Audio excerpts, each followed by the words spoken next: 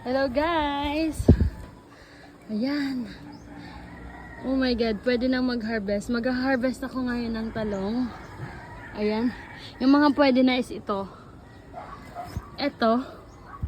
At iyon. Then yung mga okra, iha-harvest natin. Lalo na ito, mahaba na. So mamaya pang ulam natin yan. Ayan.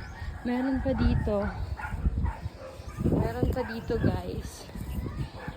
Here. Ito pa guys. So thank you Lord. So may mga okra na pwedeng i-harvest. Then, ito medyo nalipasan. Pero masarap pa. So dalawa dito. Plus tatlo doon. So may 5 pirasong talong. Ayan. Tapos kukuha ko ng okra. Tapos ulam namin mamaya. Thank you Lord. So dito lang yan sa aming rooftop. Ayan guys. Ito naman tig-pruning namin kagabi. Tapos tiglagyan ng extension kasi nga masyado na siyang namumulaklak. Ayan. Namumulaklak na siya.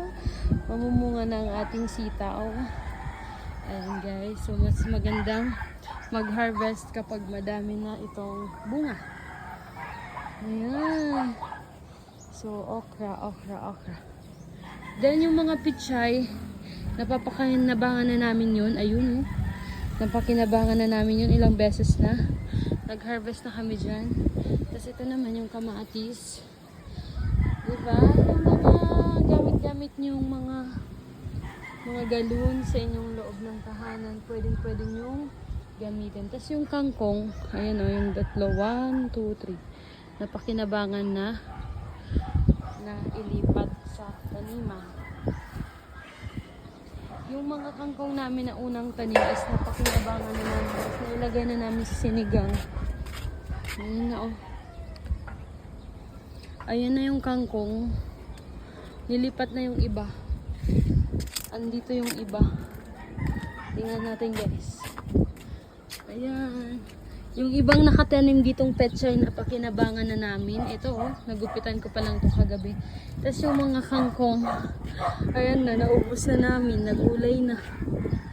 Ayan guys. Tapos ito, bagong tanim. Kagabi lang to. So pag tumubo ulit, meron na naman. Ayan guys. May mga bagong tinanim. At syempre, ito, may kamatis. May kamatis, may sili.